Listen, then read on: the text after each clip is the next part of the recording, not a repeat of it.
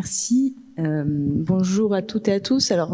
Et merci pour cette présentation extrêmement inspirante qui retrace l'expérience effectivement du territoire de la Gironde. Moi, je viens vous parler en fait d'une démarche. Alors, c'est intéressant ce que vous disiez sur les mécaniques, les solutions toutes faites. L'Association des administrateurs territoriaux de France a engagé dès mars 2020 une démarche apprenante et une démarche qu'on pourrait peut-être considérer aujourd'hui comme résiliente. Donc, ce que je viens vous raconter en fait aujourd'hui, c'est la combinaison d'un retour d'expérience d'acteurs nombreux. C'est pas une démarche scientifique, on n'est pas à la ATF des universitaires, mais c'est une démarche qui s'est voulue résolument représentative pour pouvoir finalement. On me dit que je parle pas, j'ai jamais su faire avec les micros. Je suis désolée, mais je vais faire un effort. De manière finalement à pouvoir faire connaître comment les collectivités ont réagi face à finalement ce qu'on a vécu tous dans nos collectivités comme une forme de stress test grandeur nature et qu'on vit encore finalement aujourd'hui. Alors au moment où on a engagé cette démarche-là, c'était mars 2020, on se doutait pas que ça allait durer aussi longtemps, on se doutait pas qu'on allait devoir être résilient dans la durée et pas juste passer une crise aiguë. Et ce que je vous raconterai tout à l'heure, c'est que expérimental, mais aussi qui associe des chercheurs, parce qu'on n'a pas voulu rester tout seul dans notre coin comme praticien de l'action publique finalement. Et donc si vous avez eu peut-être l'occasion de compulser ce document-là, vous verrez qu'il y a un certain nombre d'apports de recherche également qui ont été associés. Et puis des constats qui sont partagés sur l'ensemble du territoire. Alors cette démarche, elle associe des adhérents de l'association, des administrateurs territoriaux de France, de toutes les strates de collectivités, de toute la France et y compris dans les territoires d'outre-mer. C'est une cinquantaine de territoires qui ont répondu à une enquête qui a été lancée auprès de l'ensemble de nos adhérents, qui nous ont permis finalement de compiler ce retour d'expérience, et l'intérêt étant que ça a pu se faire dans le temps en 2 étapes. Alors, le questionnaire qui a été adressé, il portait sur 3 thèmes qui nous ont paru très très vite se dégager finalement de ce que nous observions les uns et les autres dans nos collectivités dans la gestion de crise. C'est la gouvernance. On a beaucoup parlé en mars, avril, mai 2020 de la manière dont on interagissait autour de cette gestion de crise. C'est la gestion des services publics et comment les services publics ont dû s'adapter à la crise, comment on a dû réinventer quelque part en grandeur réelle et en temps réel nos services publics. Et puis c'est la gestion des ressources, parce que le support de ces ressources a été absolument fondamental dans notre capacité collective à faire cette gestion de crise en urgence puis dans la durée. Alors, j'ai osé utiliser le terme agilité. Je sais que c'est un mot valise un peu usé aujourd'hui, mais finalement, je trouve qu'il n'a jamais été aussi vrai que pendant cette gestion de crise sanitaire pour les collectivités. Et c'est devenu une impérieuse obligation pour nous tous, aussi bien élus que managers encadrants territoriaux. Cette agilité-là, elle s'est mise en œuvre, et on a pu l'observer dans le cadre de cette évaluation, finalement, de ce retour d'expérience, de manière cohérente, malgré un désordre apparent. C'est-à-dire que on a pu remarquer que finalement nous étions arrivés globalement à peu près au même résultat sur l'ensemble des territoires. Cohérence autour de l'impérieuse nécessité de protection des populations qui a été très fortement mise en évidence, certes sur l'apport de masques lorsqu'il manquait cruellement, mais aussi sur se tourner vers les populations les plus fragiles, sur les populations les plus éloignées, pour ne pas les oublier dans la crise au moment où on était dans une gestion un peu catastrophe. Et puis une cohérence qui s'est faite aussi grâce au réseau d'acteurs et dont on a pu ressentir tout l'intérêt. Alors on l'a ressenti au sein de l'Association des administrateurs territoriaux de France avec de très très nombreux échanges en temps réel sur les écoles sont fermées, comment on fait pour trouver les gamins, est-ce qu'ils vont manger, comment on échange autour des personnes âgées à domicile, est-ce on est sûr qu'on a vraiment toutes les listes de ces personnes âgées pour pouvoir n'abandonner personne sur le bord de la route. Et puis l'ensemble des réseaux professionnels se sont mobilisés aussi très clairement pendant cette crise. C'est extrêmement intéressant finalement à observer à quel point ce que nous avions la richesse des réseaux existants nous a permis finalement de faire face en synergie et dans un mouvement d'acteurs collectifs.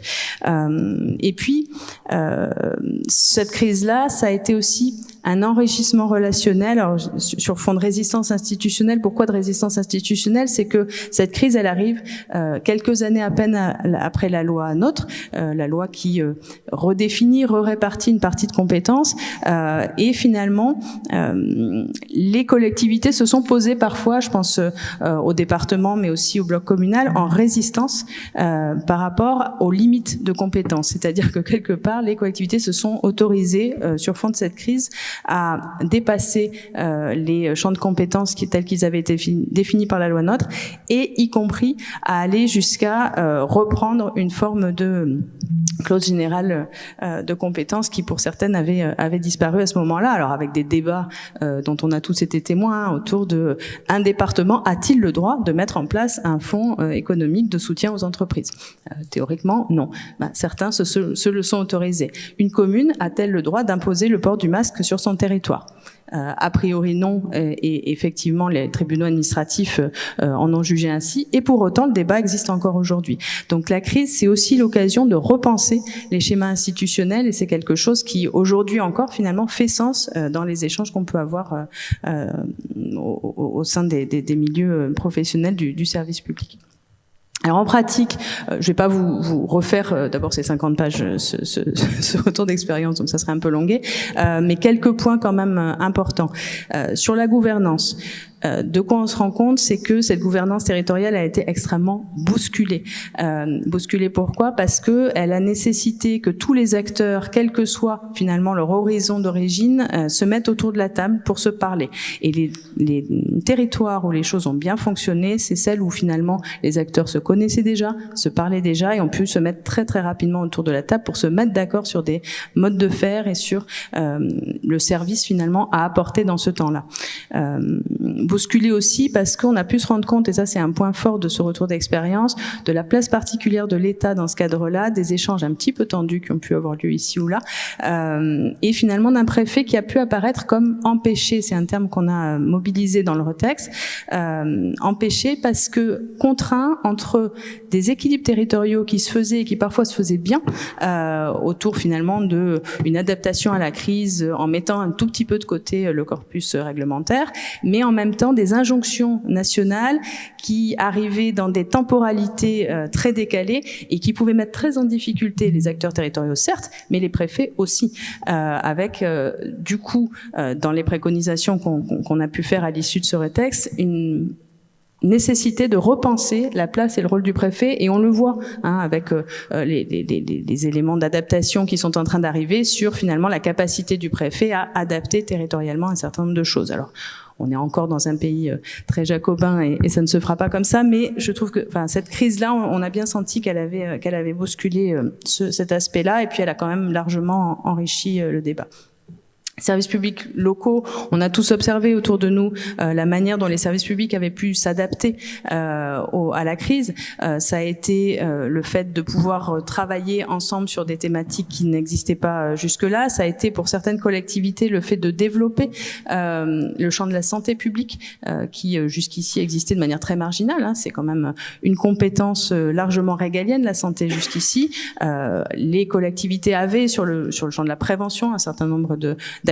Là, on est allé très très largement quand même au-delà de la seule prévention, donc des évolutions intéressantes. Et puis la gestion des ressources qu'on est allé vraiment observer de près avec des évolutions, des prises, comment dire, des mobilisation de ressources vraiment inédites, des agents publics qui ont pu être redéployés sur des champs de compétences qui n'étaient pas les leurs au départ, avec une bonne volonté absolument manifeste, avec un dialogue social qui n'a jamais été aussi fluide que pendant cette crise, alors que on s'attendait plutôt au contraire, il faut être tout à fait honnête, avec une mobilisation des acteurs syndicaux et du dialogue social en visio de manière très très très régulière, et puis des mobilisations mobilisation financière aussi autour de plans de relance très rapidement, dès le début de cette crise. L'idée de plan de relance, elle est venue très vite, du soutien d'abord dans l'immédiat aux entreprises, puis avec cette idée de aller dans la durée et pouvoir dépasser la crise. Et puis le déploiement de solutions numériques qui nous ont fait nous rendre compte que finalement dans les collectivités et globalement on n'était pas si en retard que ça et pas si à la masse que ça, puisqu'on a réussi quand même pour beaucoup assez vite à mettre en place des systèmes de communication numérique qui nous ont permis de poursuivre finalement le service au public, avec un sens du service public finalement qui est apparu, peut-être encore renouvelé, réinventé, et une valeur assez fondamentale dans une période où je crois que j'ai lu ces derniers jours que de nombreux agents publics se posaient la question du sens. Moi, je trouve que le sens du service public, il a jamais été aussi présent que pendant cette période de crise. Alors, je le disais, premier texte qui s'est établi entre mars et juin 2020, qui a été publié en juin 2020, et puis face à une crise qui dure, l'association des administrateurs s'est posé la question finalement de savoir si on avait appris de cette crise. Et donc, un deuxième retour d'expérience organisé, on a recontacté nos adhérents pour pouvoir enquêter finalement sur comment les collectivités réagissaient face à la crise qui durait, et on a pu se rendre compte que finalement une forme de résilience de routine s'était mise en place pendant la période suivante, et qu'on avait pu apprendre. Alors on leur a demandé de noter la capacité d'apprentissage du secteur public et des collectivités dans la période seconde. Ils nous disent c'est 5 sur 10. On a appris, mais pas encore complètement tout à fait. Alors c'était en décembre 2020, on peut penser que peut-être si on refait l'enquête aujourd'hui, on sera encore un petit peu meilleur.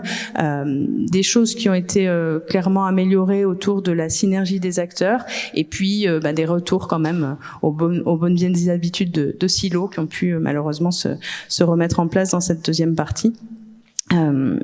Ce qui ressort quand même de ce retour d'expérience, c'est qu'on a pu faire un certain nombre de propositions qui paraissent importantes finalement pour que ce retour d'expérience, ça soit pas juste un document qui sert à caler un coin de chaise, mais qui nous permettent d'avancer collectivement et d'améliorer nos synergies, des propositions autour de la gouvernance, autour de la place de l'État dans son lien avec les collectivités.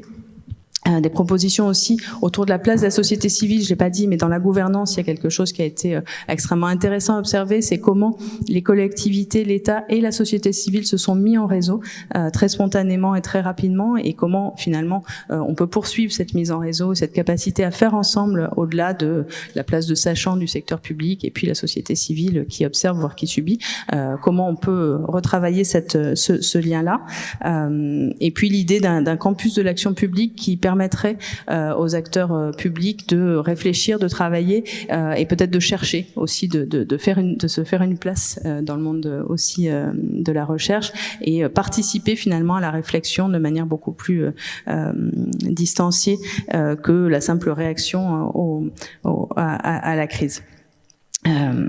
Ça nous paraît d'autant plus fondamental qu'effectivement, vous l'avez dit, on a le rapport du GIEC, on a l'ONU, on a des signaux forts d'une crise environnementale très forte qui arrive.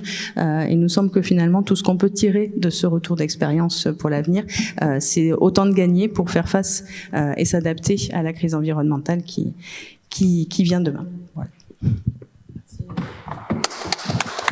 Merci beaucoup. Peut-être nous dire quelques mots juste sur l'ATF, vous l'avez pas présenté, juste voilà. Pardon. C'est vrai. Donc l'ATF, l'Association des administrateurs territoriaux de France, effectivement, qui est l'association qui réunit de manière un peu perçue peut-être comme corporatiste, mais en tout cas extrêmement vivante, les administrateurs territoriaux, quel que soit leur champ d'intervention et quelle que soit leur origine dans le corps. En tout cas, une association extrêmement vivante qui propose à ses adhérents, mais aussi à l'ensemble du secteur public, un certain nombre d'outils. J'en veux pour preuve pendant la crise un recensement de l'ensemble du corpus réglementaire et législatif qui a pu paraître et qui a été mis à disposition via LinkedIn notamment de l'ensemble du secteur public. Merci beaucoup. Merci pour votre intervention.